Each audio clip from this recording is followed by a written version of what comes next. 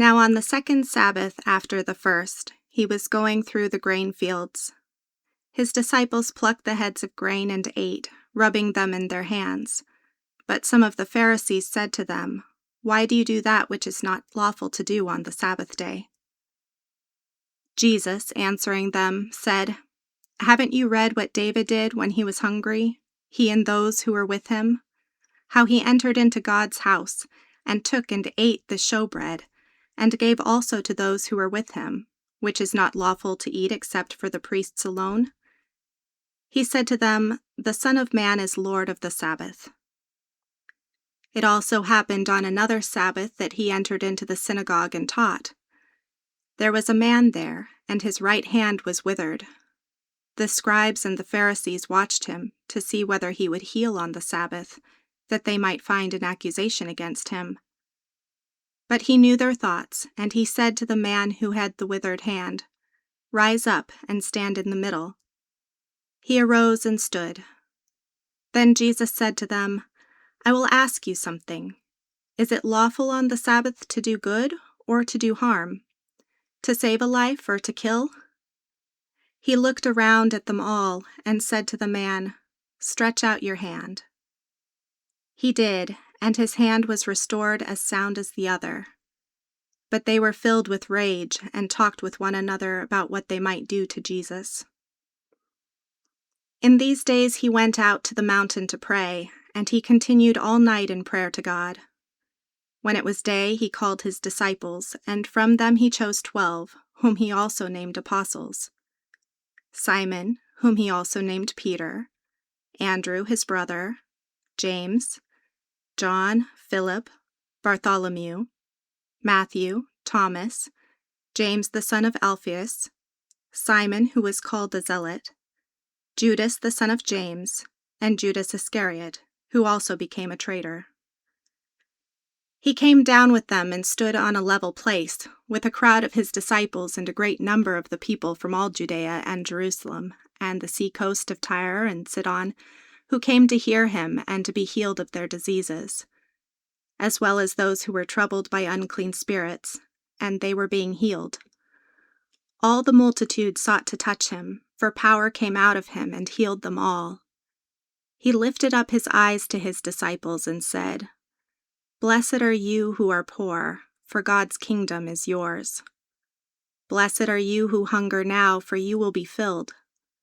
Blessed are you who weep now, for you will laugh. Blessed are you when men hate you, when they exclude and mock you, and throw out your name as evil, for the Son of Man's sake. Rejoice in that day and leap for joy, for behold, your reward is great in heaven, for their fathers did the same thing to the prophets. But woe to you who are rich, for you have received your consolation. Woe to you, you who are full now, for you will be hungry. Woe to you who laugh now, for you will mourn and weep. Woe when men speak well of you, for their fathers did the same to the false prophets. But I tell you who hear, love your enemies, do good to those who hate you, bless those who curse you, and pray for those who mistreat you. To him who strikes you on the cheek, offer also the other, and from him who takes away your cloak, don't withhold your coat also. Give to everyone who asks you, and don't ask him who takes away your goods to give them back again. As you would like people to do to you, do exactly so to them. If you love those who love you, what credit is that to you? For even sinners love those who love them. If you do good to those who do good to you, what credit is that to you? For even sinners do the same. If you lend to those from whom you hope to receive, what credit is that to you? Even sinners lend to sinners, to receive back as much. But love your enemies, and do good, and lend, expecting nothing back. And your reward will be great, and you will be children of the Most High, for he is kind toward the unthankful and evil. Therefore be merciful, even as your Father is also merciful. Don't judge, and you won't be judged. Don't condemn, and you won't be condemned. Set free, and you will be set free. Give, and it will be given to you. Good measure, pressed down, shaken together, and running over will be given to you.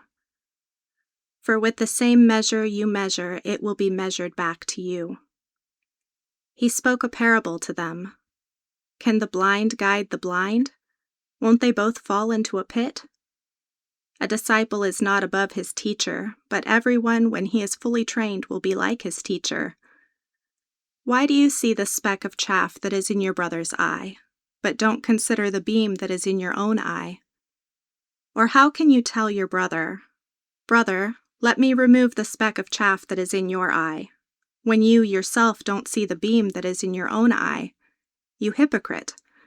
First remove the beam from your own eye, and then you can see clearly to remove the speck of chaff that is in your brother's eye. For there is no good tree that produces rotten fruit, nor again a rotten tree that produces good fruit, for each tree is known by its own fruit. For people don't gather figs from thorns, nor do they gather grapes from a bramble bush. The good man out of the good treasure of his heart brings out that which is good, and the evil man out of the evil treasure of his heart brings out that which is evil. For out of the abundance of the heart his mouth speaks. Why do you call me, Lord, Lord, and don't do the things which I say? Everyone who comes to me and hears my words and does them, I will show you who he is like. He is like a man building a house, who dug and went deep and laid a foundation on the rock. When a flood arose, the stream broke against that house and could not shake it, because it was founded on the rock. But he who hears and doesn't do is like a man who built a house on the earth without a foundation, against which the stream broke, and immediately it fell, and the ruin of that house was great.